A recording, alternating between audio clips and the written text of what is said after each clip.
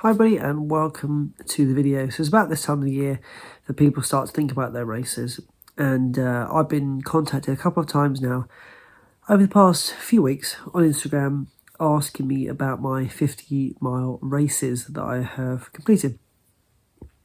So whilst typically I tend to respond and try and give as much detail as possible using audio because it's much easier than typing out every time, what I want to do this time around is create a video that I can just link people to. And this video should give you hopefully some tips and insight into the kind of things you need to be thinking about to be successful in a 50-mile race. Now, I'm not a professional runner nor semi-pro or anything like that. Very much amateur, everyday runner who completed the distance, got it done. It wasn't pretty, but it happened. So the tips I have for you are things that I've learned after the event and things that I was aware of, obviously, before the race itself, but out of context, it didn't really make as much sense to me as it did when I was 35 miles in. And so without further ado, let's kick off with some things that I feel are really, really important when it comes to training and completing the distance of 50 miles. Now, first of all, is fitness. You cannot fake fitness. And so with a shorter distance, you can sort of muddle through. If you're having a bit of a tough day at the office, you can get it done one way or another. But when it comes to 50 miles, you really need to make sure that you are going into that race as fit as you possibly can be, and you are comfortable covering distances, certainly over marathon, and having time on legs is also a really, really important factor in your success. Now, the 50-mile race that I entered was a North Downs Way 50, and there is a cut-off of 13 hours. So the race that you're entering or hoping to enter may well not have a cut-off, and that gives you a little bit more leeway and a bit more opportunity to take your time. However, if your race does have cut-offs, you need to then consider your fitness perhaps even more, because you need to make sure you can achieve that time. Otherwise, of course, all of your training is in vain, and inevitably you'll be disappointed to not be able to complete either the distance or the event. And so I would say that fitness is absolutely paramount, and what you need to be doing is really, really considering the length of time you have before the race and ensuring that you have a decent level of base fitness before you then start some 50-mile specific training ahead of the event. The next thing is terrain. So you want to really carefully consider the type of terrain that you'll be facing on the day. Is it predominantly trails, or will you find yourself running on tarmac for a period of time? Inevitably, people enter races that are not always on their doorstep, and so it means trying your very best to replicate those conditions where you live or travel to ensure that you are getting appropriate training. Sometimes people are racing overseas, and therefore you cannot necessarily get to the course, and so what you need to do is look for opportunities near to you or locally where you can try to rehearse what those conditions might be.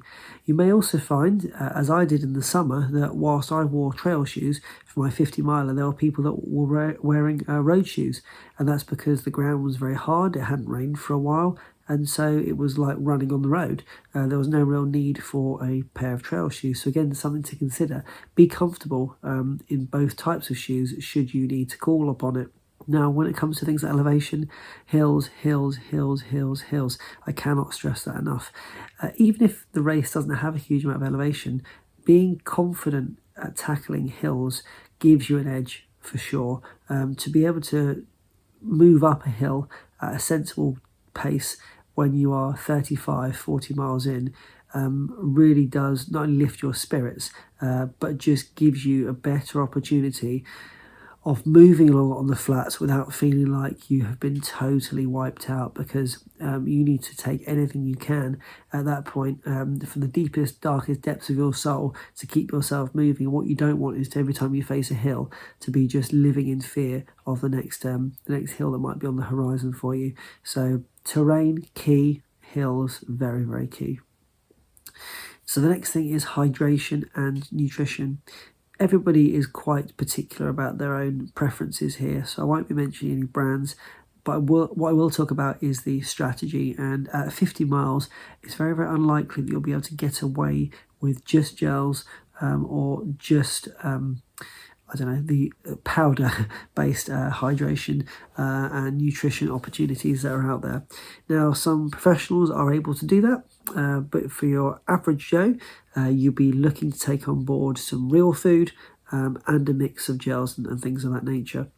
So I think it's worth ahead of time ensuring that through your training runs you are practicing eating either kind of on the move or building in opportunities at aid stations to take on board the appropriate nutrition for you. Of course, you can look into how much you need depending on your body type and things like that and do all the calculations, but you don't want to be left wanting. You want to make sure that you're keeping on top of that early doors and that you are taking in food. What I've found is that taking in real food early on is much easier. Your stomach is more prepared to do that. As it gets towards the end of the race, it's not a priority for your body to focus on the stomach. So at that point, then gels are definitely much easier. And of course, we say nothing new on race day. You can be severely tempted by the aid stations. And there was a time on the first 50 miler where there was a final aid station, and I noticed a couple of treats there that I really, really wanted.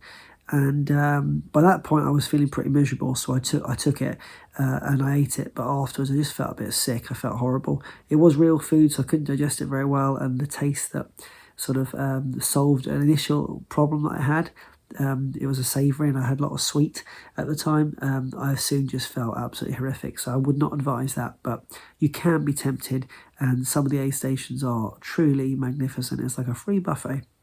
So what is the next thing we're talking about? We're talking about kit. Again, very, very particular, very specific, person to person. But what you need to make sure is that you are so comfortable in the kit that you're wearing. It has to be like a second skin. Again, nothing new on race day. The first 50 miler, I used a vest. I really hate running vests. I'm not a fan of them at all. And in the second race that I did, the 50 miler, which was the same event, I went a bit rogue and I ran the entire event with no race vest, but just using a waist belt, a naked waistband. Again, it was a bit of a rogue move, and I think if I was a more accomplished athlete, I probably would have got a better time, and I would be able to stand here now and tell you that it was really a great solution. I think there's probably a couple of people out there who may have looked at that strategy and said, what is he doing? That's going to affect his race. What I'll say to you is that particular band, and there are others out there, because there was very little movement, it was actually a lot more comfortable, almost like wearing kind of like a rubber ring around you, because it was packed with all my mandatory kit.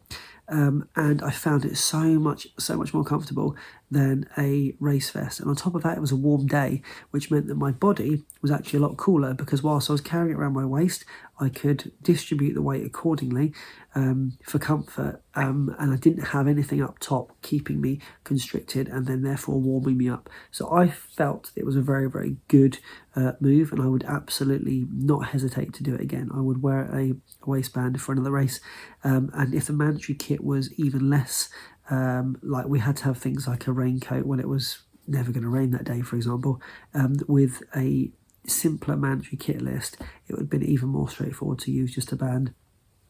I appreciate that I'm in England and the rules in different countries are very flexible, and some races don't require much mandatory kit at all. However, that's what I found there. The next thing is walking. Again, for your average runner, it can be quite a transition to make from road racing, your marathons, where it's about A to B, getting it done, getting there as quickly as you can in many respects. And the idea of walking for marathon is sometimes frowned upon. But in trail races in particular, and those ultramarathons, walking is part of it. Unless you are a very accomplished athlete, you are going to be walking, and it is my preference to walk all the hills. Again, if you have spent some time out on the course in particular for the event, you'll know which hills are more manageable and which are not for you. Again, depending on your fitness. But for the most part, if it's your first time doing a 50 miler and you don't have to worry too much about cut-offs, it is worth walking the hills, because then you're feeling a lot more fresh for the flats and you can make up ground much quicker. If you try and run the hills, what it takes out of you in terms of energy, you're not going to feel the benefit when you get on the flat, and you're not going to have those reserves that you need towards the end of the race. So I would absolutely recommend walking and just get that right in your head that even if people are passing you or running up the hills, you are focusing on yourself on the day. That is it. Nothing more, nothing less. It's all about you, and walking will certainly pay dividends towards the latter half of the race. The final thing is a positive mental attitude. It is going to be a tough day. You are going to find yourself questioning what you are doing numerous times. Make sure you have got in place some strategies of what you're going to do when you're feeling the lowest of the low. Is that a phone call to a family member? Is that a phone call to a friend? Is that a mantra? Is that a little note in your pocket you're going to get out at certain points to read? Whatever it takes to get through, but you have to realise that your body is going to give up way before that does. So as long as you keep this strong, you will get to the finish line. And if you've seen my video, you'll notice that both times I got emotional towards the end. That wasn't intentional, but it was just an outpouring of emotion, keeping everything bottled in, knowing that I'd just really, really struggled at times. And keeping yourself positive, and then suddenly you let go, and boom, it all just comes pouring out. But being positive is absolutely key. And if you do all the things I've just mentioned, if you practice well, if you train well, if you train hard, and you do all the things that you need to do to get yourself prepared and get yourself on the start line, you will feel positive from the get-go. It's just getting through those little dark moments where things might not go to plan, things might go a little bit wrong, and just making sure that you accept that it is part of the course, and you will just achieve that goal as long as you stay really driven and focused on the goal in hand.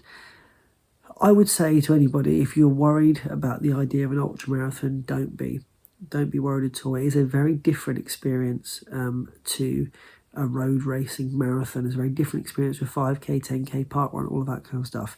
There is an amazing community around these events, and you will find all the people that enter it are there for the same reasons. You're not going to come across people who are not going to be supportive of you if you're having a tough day. You can reach out and talk to strangers, and it feels a very comfortable thing to do. You might be somebody who doesn't typically want to talk to others. You might be a little bit introverted and things like that. But on the day, actually having those people around you can get you through some quite incredible things. So, as always, if you want to leave a comment down below to tell me about the races that you've entered this year, whether you are a first time at the ultramarathon distance or a veteran, always happy to hear from you. And if you'd rather speak privately, please do not hesitate to get in touch on Instagram. Send me a DM, and I would love to have a discussion with you about your goals, dreams, and what is on the horizon in 2023 and beyond. So with that said and done, take care, and I'll see you soon.